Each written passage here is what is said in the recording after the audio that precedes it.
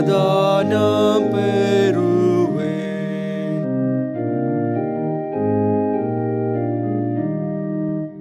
அவர் சிலுவாய் அடியில் நிற்பதே மாபாக்கியம். சொந்த திரு முகத்தினில் காண்பேன் திவ்ய உருக்கம்.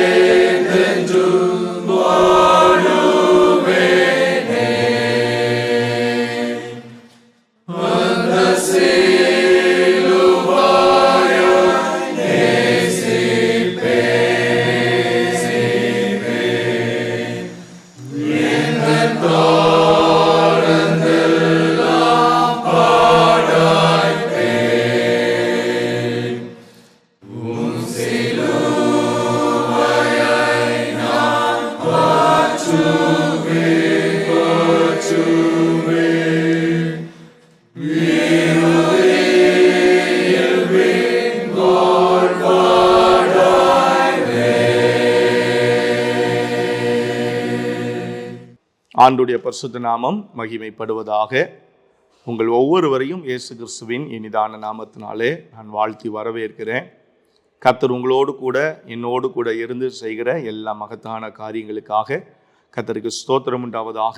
இந்த மனமகிழ்ச்சி நேரம் என்கிறதான இந்த ப்ரோக்ராம் உங்களுக்கு மிகுந்த ஆசீர்வாதமாக இருக்கும் என்பதில் எந்த சந்தேகமும் இல்லை. ஆசீர்வதிக்கப்படும் பொழுது நீங்கள் மற்றவர்களுக்கும் அதை தெரியப்படுத்துங்கள், மற்றவர்களுக்கும் அதை அனுப்பி தாருங்கள். இந்த ஊழியங்கள் வளர நீங்கள் ஜெபியுங்கள், நாங்களும் ஜெபிக்கிறோம்.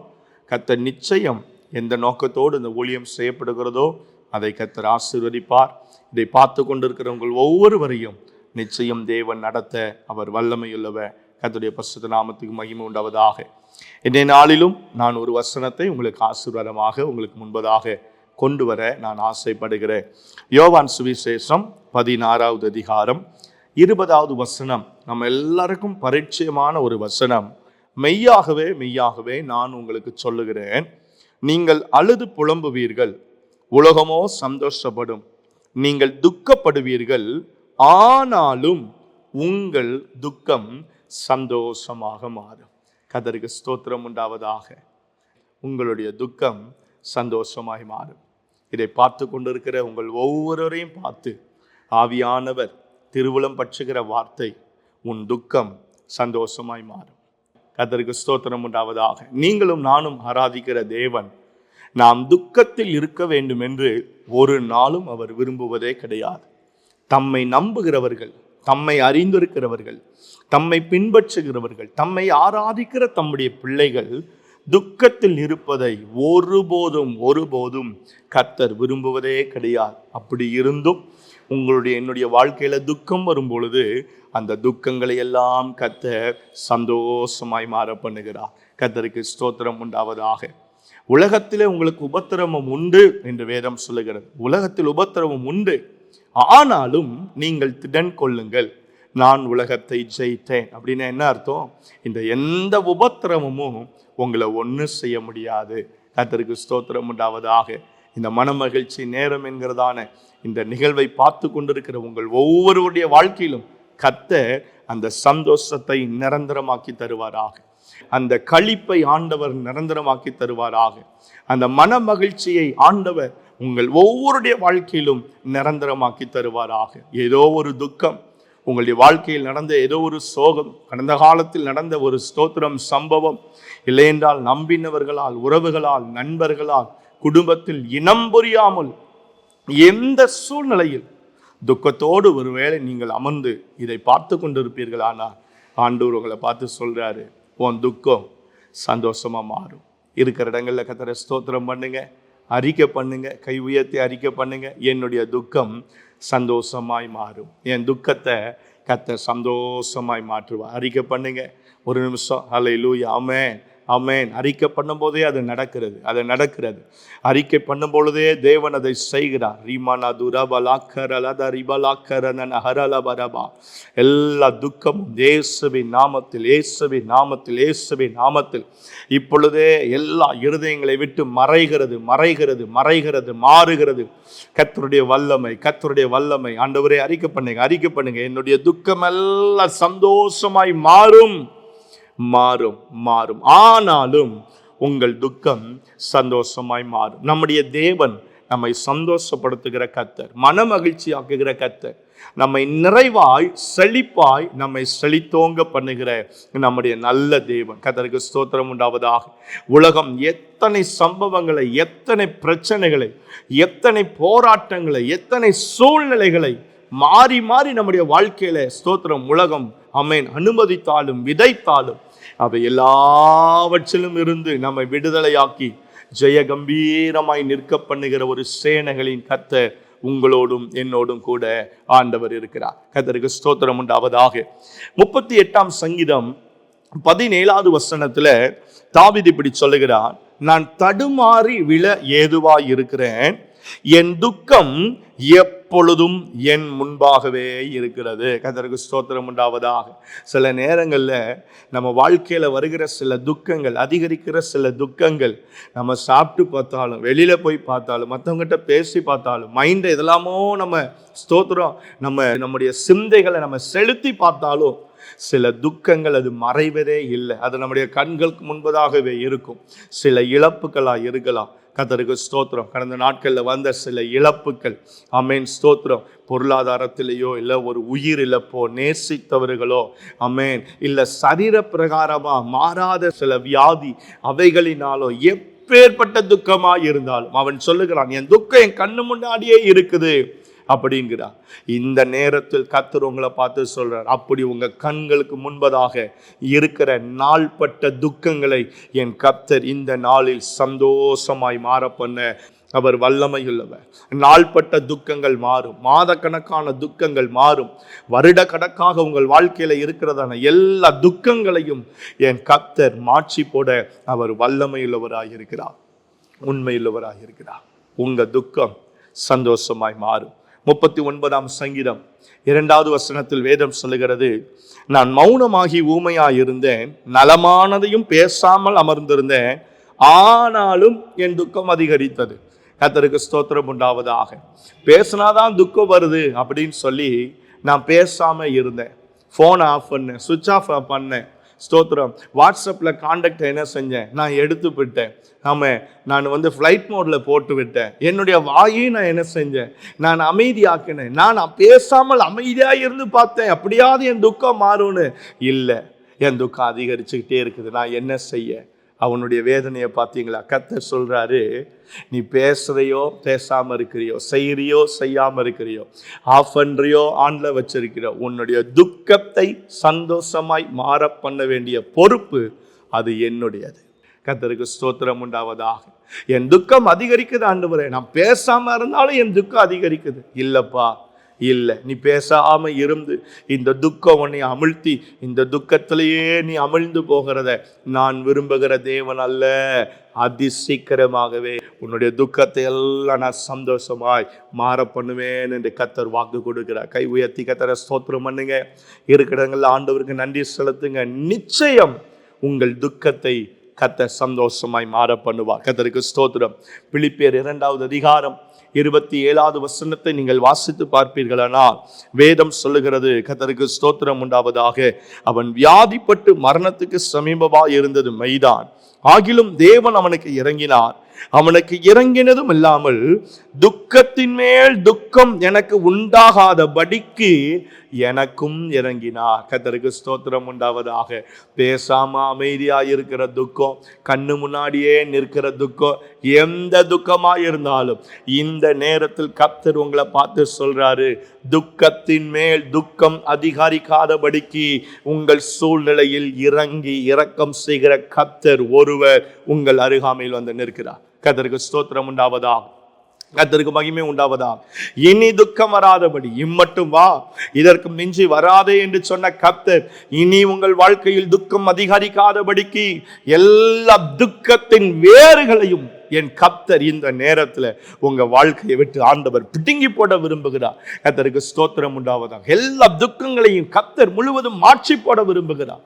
அவன் பவுல் எவ்வளவு சொல்றான் பாருங்க. கர்த்தருக்கு ஸ்தோத்திரம் உண்டாவது. துக்கத்தின் மேல் துக்கம் எனக்கு உண்டாகாதபடிக்கு எனக்கு அவர் இறங்கினார், அவர் எனக்கு இரக்கம் செய்தார். கர்த்தருக்கு ஸ்தோத்திரம் உண்டாவதாக. உங்களுக்கும் எனக்கும் இறங்கி இரக்கம் செய்கிற ஒரு தேவன் ஒருவர் நம்மோடு கூட இருக்கிறார். கர்த்தருக்கு ஸ்தோத்திரம் உண்டாவதாக. ஏசாயா 53வது அதிகாரம் 3வது வசனத்தை நீங்கள் வாசித்து பார்த்தால் அங்கே ஆண்டவரை குறித்து நம்ம வாசிக்கிறோம்.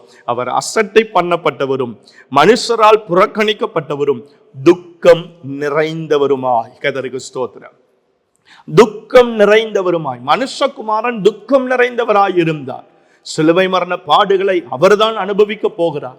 அது அவர் மேல் விழுந்த ஒரு கடமை என்று வேதம் சொல்லுகிறது. நம்ம எல்லாருடைய மீட்புக்காகவும் அந்த சிலுவை மரண பாதையை அவர் அனுபவிக்க வேண்டியது இருந்தது. ஆனால் வேதத்தில் வாசிக்கிறோம், அவரும் துக்கம் நிறைந்தவராய் இருந்தார். மனுஷகுமாரனுக்கு ஏனையா அந்த துக்கம் வந்தது? அவர்தான் மனுஷகுமாரனே, அவர்தான் இயேசுவே, அவர்தான் தெய்வமாயிற்று, அவர் ஏன் துக்கம் நிறைந்தவராய் இருந்தார்? அந்த துக்கம் அவருடைய துக்கம் கிடையாது, உங்களுடைய என்னுடைய துக்கம். நம்முடைய துக்கங்களை அவர் சிலுவையில் சுமந்தார். நம்முடைய பாரங்களை அவர் சிலுவையில் சுமந்தார். நமக்கு சமாதானத்தை உண்டு பண்ணும் ஆக்கினை அவர் மேல விழுந்தது. கர்த்தருக்கு ஸ்தோத்திரம் உண்டாவதாக. நம்முடைய துக்கத்தை எல்லாம் அவர் எடுத்துக்கொண்டதுனாலதான் ஆண்டவர் சொன்னாரு யோவான் 14வது அதிகாரத்துல, உங்கள் இருதயம் கலங்காது இருப்பதாக, தேவனிடத்தில் விசுவாசமாயிருங்கள், என்னிடத்திலும் விசுவாசமாயிருங்கள், என் சமாதானத்தையே உங்களுக்கு வைத்து போகிறேன்னு சொன்னார். கர்த்தருக்கு ஸ்தோத்திரம் உண்டாவதாக. ஏன் சமாதானத்தை உனக்கு கொடுத்துட்டு உன்னுடைய துக்கத்தை எல்லாம் நான் எடுத்துக்கிட்டேங்கிறார். கர்த்தருக்கு ஸ்தோத்திரம் உண்டாவதாக. நான் உங்களை பார்த்து ஊழியக்காரனாக உங்களை ஆசீர்வதித்து சொல்லுகிறேன். இதை நீ பார்த்து கொண்டிருக்கிற யாராய் இருந்தாலும் உங்களை பார்த்து நான் ஆவியில் நிறைந்து சொல்லுகிறேன், இனி நீங்கள் துக்கமாய் இருப்பது இல்லை. கர்த்தருக்கு ஸ்தோத்திரம் உண்டாவதா. உங்கள் எல்லா துக்கத்தையும் கர்த்தர் மாற்றுகிறார். இனி நீங்கள் துக்கமுகமாய் இருப்பது இல்லை.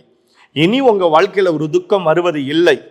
இனி உங்க வாழ்க்கையில எந்த விதமான துக்கமும் வராமல் கர்த்தர் உங்களை பாதுகாக்க வல்லமையுள்ளவராக இருக்கிறார். கர்த்தருக்கு ஸ்தோத்திரம் உண்டாவதாக.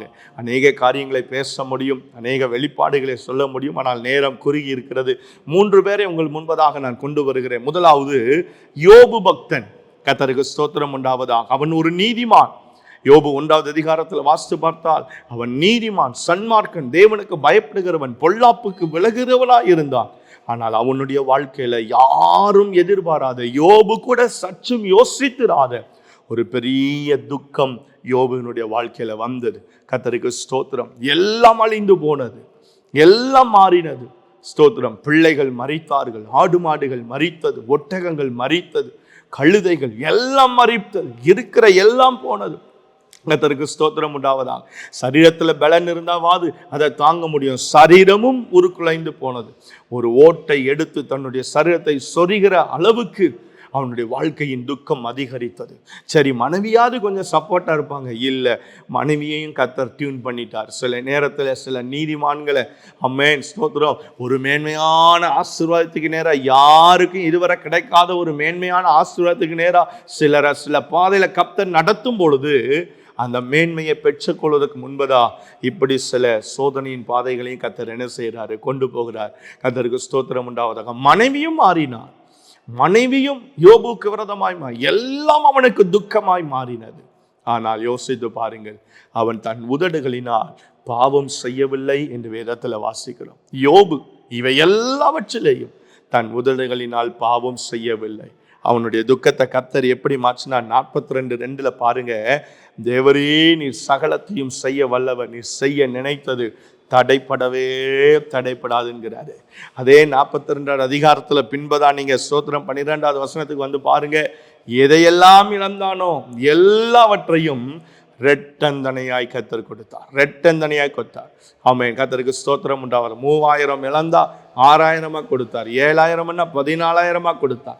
பிள்ளைகள் அப்படியே கொடுத்தார். ஸ்தோத்திரம். மனம் மாறின மனைவியை கர்த்தர் மீண்டும் டியூன் பண்ணி யோபுவை நேசிக்கிற ஒரு மனைவியாய் மாற்றினார். அவ்வளவு துக்கத்தில் இருந்த யோபுவை கர்த்தர் கிரகிக்க முடியாத அதிசயங்களை செய்கிற தேவன், அவன் யோசித்து பார்க்க முடியாத ஒரு சந்தோஷத்தை அவனுக்கு கொடுத்து, அவன் 4 தலைமுறைகளாக பிள்ளைகளின் பிள்ளைகளை கண்டு நெடுநாள் உயிரோடு இந்த கர்த்தரை மகிமைப்படுத்தும்படி கர்த்தர் உதவி செய்தார். யோபுவின் தேவன் உங்களையும் நேசிக்கிறார், என்னையும் நேசிக்கிறார், நம்மையும் பார்க்கிறார், நம்முடைய சூழ்நிலைகளையும் கர்த்தர் அறிகிறார். யோபுவை போல துக்கம் நமக்கு வராமல் இருக்கலாம், ஆனால் அந்த துக்கத்தில் ஏதோ ஒன்று நம்முடைய வாழ்க்கையில் வந்திருக்குமே. எப்பேற்பட்ட துக்கமாய் இருந்தாலும் கர்த்தர் அதை சந்தோஷமாய் மாற பண்ணுவார். 2வது ரூத்தின் புஸ்தகத்தின் 1வது அதிகாரம் 13வது வசனம் 3, 5, 20 வசனங்களை வாசித்து பார்த்தால் ரூத்துக்கு ஒரு பெரிய துக்கம் இருந்தது. கர்த்தருக்கு ஸ்தோத்திரம் உண்டாவதாக. நகோமி கூட அங்க சொல்லுகிறார், மாறாள்னு சொல்லுங்க, கசப்பை தேவன் கட்டளையிட்டார்னு. ரூத்தினுடைய வாழ்க்கையில் அவ்வளவு பெரிய துக்கம். கணவர் மரித்து போனார், வீட்டுக்கு போக முடியல, மாமியாரும் போக சொல்றா, கூட இருந்தவளும் அவன் என்ன செஞ்சுட்டா, ஓடி போயிட்டா. எங்க போவது, யாரை அணுகுவது, எப்படி பிழைப்பது, எப்படி சர்வை பண்ணுவது ஒன்றுமே தெரியவில்லை. சில நேரங்களில் உங்களுடைய என்னுடைய வாழ்க்கையில் அப்படிப்பட்ட சில சந்தர்ப்பங்கள் வருகிறது. ஸ்தோத்திரம். எங்கே போக, யாரை பார்க்க, யார்கிட்ட பேச, எங்கே போய் அடைக்கலமாக நம்ம வாழ்க்கையில் வருகிற சில இனம் புரியாத துக்கங்கள் அப்படிதான் இருக்கிறது. ஆனால் கர்த்தருக்கு ஸ்தோத்திரம் உண்டாவதாக. அந்த துக்கமாயிருந்த அந்த ரூத்தை கர்த்தர் சந்தோஷமாய் மாற பண்ணினார். அந்த நகோமியையும் கர்த்தர் சந்தோஷமாய் மாற பண்ணினார். 4வது அதிகாரம் 14, 15, 16, 17 வசனங்களை நீங்கள் வாசித்து பாருங்கள்.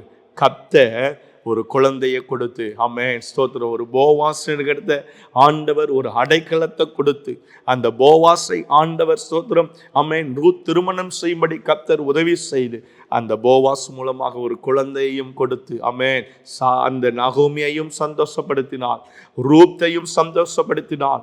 தேவனுடைய சந்ததி, பிற்காலங்களில் வரப்போகிற இயேசுவின் சந்ததி அங்கேயே ஆரம்பிக்கும்படிக்கு என் கர்த்தர் ஒரு வித்தை தேவன் அந்த ரூத்தினுடைய சந்ததியில் ஆண்டவர் தெரிந்தெடுத்தார். கர்த்தருக்கு ஸ்தோத்திரம் உண்டாவதாக. சில துக்கங்கள் நமக்கு துக்கமாய் இருக்கும், ஆனால் அவைகளுடைய பிரதிபலன் நம்மால் கிரகிக்க முடியாத ஒரு நன்மையாய் கர்த்தர் மாற பண்ணுவார். உங்களுடைய வாழ்க்கையிலும் அதை செய்வார். சோர்ந்து போகாதீங்க, கவலைப்படாதீங்க, கர்த்தரை நம்பி இருங்க. அவள் செய்தது அதுதான். கர்த்தரை அவள் நகோமியை உறுதியா பிடித்து கொண்டாள். நீர் மரணம் அடைமிடத்தில் நானும் மரணம் அடைவேன். ஆண்டவரை உறுதியா பிடிங்க, கர்த்தர் உங்களுக்கும் செய்வார். கர்த்தருக்கு ஸ்தோத்திரம் உண்டாவதாக. ஆதியாகமம் 37வது அதிகாரம் 34வது வசனத்தை வாசித்து பார்த்தார். யாக்கோபுக்கு பிறந்த அந்த யோசேப்பு, அவனை அதிகமாய் அவன் நேசித்தான். தன்னுடைய பிள்ளையை, பலவர்ணமான அங்கியை அவனுக்கு செய்து கொடுத்தான். கர்த்தருக்கு ஸ்தோத்திரம் உண்டாவதாக. அவ்வளவு நேசித்த தம்முடைய குமாரன் சகோதரர்களுடைய சேமம் எப்படி இருக்கிறது என்று பார்க்க அனுப்பின பொழுது சகோதரர்கள் எல்லாரும் சதி செய்து அவனை மீதியானியர் கையில வெச்சு போட்டார்கள். கர்த்தருக்கு ஸ்தோத்திரம் உண்டாவதாக. வந்த அவனுடைய ஆடையை கொடுத்து அதில் இரத்தத்தை தேய்த்து ஒரு துஷ்ட மிருகம் அவனை பட்சித்தது என்றார்கள். அவனுடைய துக்கம் கொடிய துக்கமாயிருந்தது. புழுதியை எடுத்து தன்னுடைய தலையில் போட்டு கொண்டான். இனி எனக்கு என்ன வாழ்வு இருக்கிறது? இனி எனக்கு என்ன ஜீவன் இருக்கிறது? இனி எனக்கு என்ன இருக்கிறது? என் பிள்ளைக்கு அப்படி ஆயிட்டு, என் பிள்ளை என்கிட்ட இல்லையே. எத்தனை பிள்ளைகள் இருந்தாலும், எத்தனை ஆஸ்திகள் இருந்தாலும், ஆடு மாடுகள் இருந்தாலும், சம்பாத்தியம் இருந்தாலும், எனக்குன்னு இருந்தது அதுதானே. என்னுடைய ஒரே ஹோப் அதுதானே. அதுவும் என்னை விட்டு போனது. புழுதியை மேலே தூக்கி போட்டு கொண்டார். அவ்வளோ பெரிய துக்கம் நிறைந்த அந்த யாக்கோபு. கர்த்தருக்கு ஸ்தோத்திரம் உண்டாவதாக. ஆனால் நீங்கள் வேதத்தில் நீங்கள் வாசித்து பார்ப்பீர்களானால் கர்த்தருக்கு ஸ்தோத்திரம் உண்டாவதாக. 45வது அதிகாரம் 26, 27, 28, 46வது அதிகாரம் 29, 30 வசனங்களை நீங்கள் பாருங்கள். அதே யோசேப்பின் இடத்தில் தகப்பனை அழைத்து வரும்படிக்கு ஒரு செய்தி வந்தது. யாக்கோபின் ஆவி உயிர்த்தது என்று வேதம் சொல்லுகிறது. கர்த்தருக்கு ஸ்தோத்திரம் உண்டாவதாக. இதை பார்த்து கொண்டிருக்கிற அருமையான தேவ பிள்ளைகளே, உங்க துக்கத்தை கர்த்தர் சந்தோஷமாய் மாறு பண்ணும் பொழுது என்ன அடையாளம் உண்டாகும் தெரியுமா? உங்க இருதயத்துல ஆமென் யாக்கோபின் ஆவி உயிர்த்ததை போல உங்க இருதயத்துல ஒரு உயிர்ப்பை கர்த்தர் கொடுப்பார். கர்த்தருக்கு ஸ்தோத்திரம் உண்டாகும். எனக்கா இது நடந்தது? என் வாழ்க்கையில இது நடந்தது. ஜீரணிக்க முடியாத ஒரு சந்தோஷத்தின் அடையாளம் உங்க வாழ்க்கையில உண்டாகும். கர்த்தருக்கு ஸ்தோத்திரம் உண்டாகும். நான் இப்பொழுதே போய் பார்ப்பேன் என்று அவன் வேகமாய் போய் தன்னுடைய பிள்ளையை பார்க்கும்படி போகிறான். 2 பேரும் கழுத்தை கட்டிப்பிடித்து அழுகிறார்கள். யாக்கோபின் துக்கத்தை கர்த்தர் சந்தோஷமாய் மாற பண்ணினார். யோபுவின் துக்கம் மாறுமானார், ரூத்தின் துக்கம் மாறுமானார், யோசேப்பினுடைய துக்கம் மாறுமானார், உங்களுடைய துக்கத்தையும் சந்தோஷமாய் மாற பண்ண என் கர்த்தர் அவர் உண்மையுள்ளவராய் இருக்கிறார். கர்த்தரை மாத்திரம் விசுவாசித்து நடங்கள். கர்த்தரை உறுதியாய் பிடித்துக் கொள்ளுங்கள். தேவனுடைய சமூகத்தில் நேரம் செலவிடுங்கள்.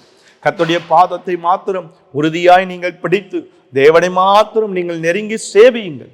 உங்கள் எல்லா துக்கத்தையும் கர்த்தர் சந்தோஷமாய் மாற பண்ணுவார். நீங்க சந்தோஷமா இருப்பீங்க, சாட்சி சொல்லுவீங்க. கர்த்தர் உங்களை அப்படி மாற்றுவார். உங்களுக்காக நான் ஜெபிக்கிறேன். எங்கள் சர்வ வல்லமையுள்ள தெய்வமே, பரலோக பிதாவே, உம்மை நன்றியோடு நாங்கள் ஸ்தோத்திரிக்கிறோம். இந்த வார்த்தைக்காக உமக்கு ஸ்தோத்திரம். ஆண்டவரே, எங்களுடைய துக்கங்களை எல்லாம் நீர் சுமந்து கொண்டு உம்முடைய சமாதானத்தை நீர் எங்களுக்கு தந்ததற்காக ஸ்தோத்திரம். அதை நினைத்து தியானிக்கிற இந்த நாட்களில் இதை பார்த்து கொண்டிருக்கிற ஒவ்வொருடைய வாழ்க்கையிலும் இருக்கிற எல்லா துக்கங்களையும் கர்த்தர் சந்தோஷமாய் மாற பண்ணுவீராக. யோபுவின் துக்கத்தை மாற்றினவர், நகோமியின் துக்கத்தை மாற்றினவர், யோசேப்பின் துக்கத்தை மாற்றினவர், இதை பார்க்கிற ஒவ்வொருடைய துக்கங்களையும் கர்த்தர் சந்தோஷமாய் நீர் மாற பண்ணும்படியா நாங்கள் ஜெபிக்கிறோம். களிப்பாய் நீர் மாற்றும். உம்முடைய நாமம் மகிமைப்படட்டும். சாட்சியுள்ளவர்களாய் நிறுத்தும். இயேசுவின் அற்புதமான நாமத்தில் வேண்டி ஜெபிக்கிறோம் எங்கள் நல்ல பிதாவே. ஆமென், ஆமென், ஆமென். கர்த்தர் உங்கள் எல்லாரையும் ஆசீர்வதிப்பாராக. ஆமென், ஆமென்.